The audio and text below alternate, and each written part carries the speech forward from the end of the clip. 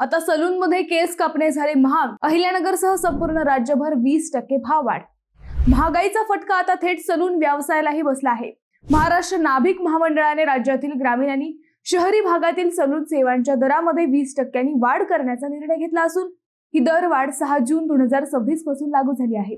Shampoo, hair colour, facial cream, gel, wax यासारख्या सलूनमध्ये वापरल्या जाणाऱ्या साहित्यांच्या किमतीत मोठी दरवाढ झाली आहे. त्यासोबतच दुकान भाडे, वीज बिल आणि कर्जाचे हप्ते आणि इतर खर्च वाढल्यामुळे जुन्या दरात व्यवसाय चालवणे कठीण झाल्याचे व्यावसायिक सांगत आहेत. महाराष्ट्र नाभिक महामंडळाच्या मते सलून व्यावसायिक फक्त सेवा देत नाही तर त्यांच्या कुटुंबाचा उदरनिर्वाहही याच व्यवसायावर अवलंबून असतो. विशेषतः ग्रामीण भागातील अनेक कुटुंबांसाठी हा एकमेव उत्पन्नाचा स्रोत आहे.